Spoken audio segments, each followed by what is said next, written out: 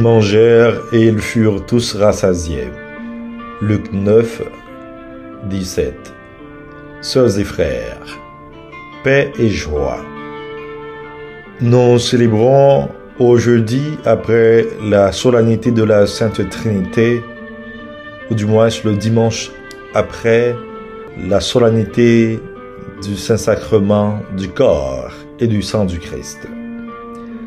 Célébrer le mystère de l'Eucharistie, c'est célébrer un mémorial, héritage de la nouvelle et de l'éternelle alliance scellée auprès du corps livré et du sang versé du Christ. L'Eucharistie est un sacrement de communion et de relation. C'est l'expression d'un amour originel qui met l'homme au centre du cœur de Dieu.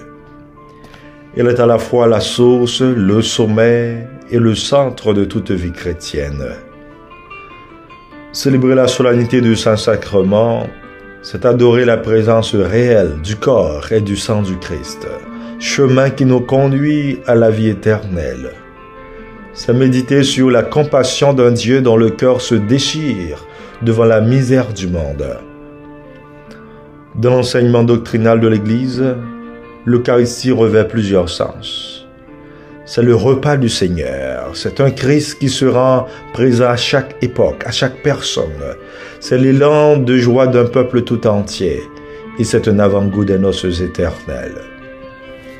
Comme repas du Seigneur, c'est l'appellation utilisée par Paul dans sa lettre aux Corinthiens, l'un de ses plus vieux écrits datant de 56 après Jésus-Christ.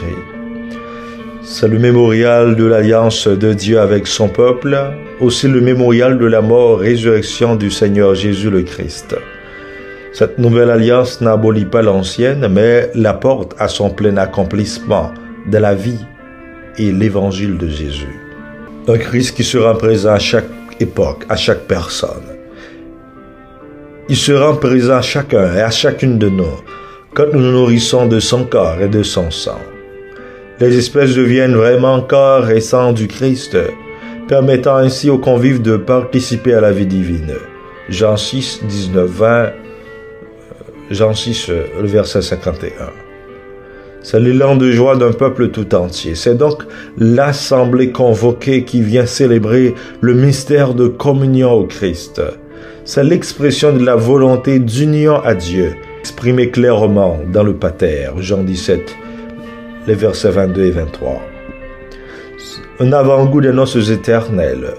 Alors que nous célébrons un repas mémorial, la faim bat son plein dans le monde.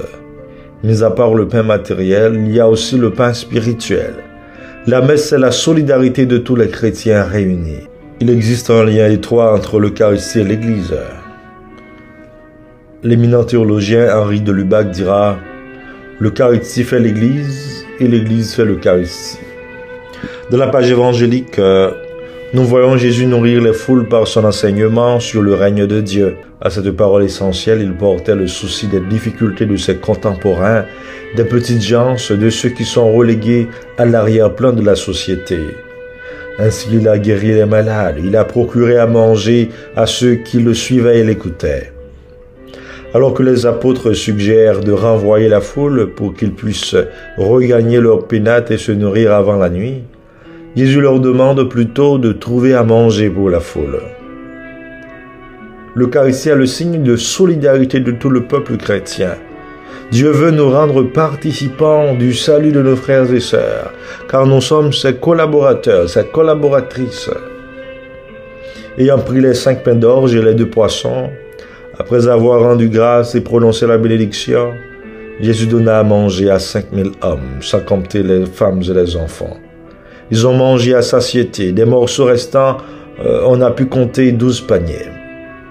Quand Dieu donne, il le fait avec surabondance. Et ces 12 paniers sont un symbole ecclésial, c'est-à-dire que l'évangile de Jésus est cette nourriture qui ne s'épuisera jamais. Sœurs et frères, pensons à la situation actuelle dans le monde, où règne l'inégalité, la mauvaise répartition des richesses, l'exploitation gratuite et à outrance des ressources des petits pays. Moins de 10% contrôlent 90% des richesses. Ne sommes-nous pas les premiers responsables de la misère de nos frères et sœurs? Nous sentons-nous concernés par le souci de nos semblables? À quand la fin de la misère, de l'extrême pauvreté, de la violence et des abus? Manger et boire sont les besoins premiers de notre corps, de l'être humain, des besoins physiologiques. Par contre, se nourrir du corps et boire le sang du Christ ressuscité, c'est la source première de toute vie baptismale. C'est se réaliser en Dieu.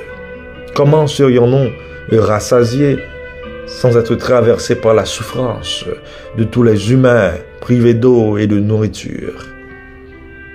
Sœurs et frères, que ce repas eucharistique nous renouvelle et nous rappelle que nous sommes enfants d'un même Père dans le Christ, qu'il nous donne la force de la mission et la joie du partage pour devenir plus attentifs, plus attentives aux soucis de nos frères et de nos sœurs. Amen.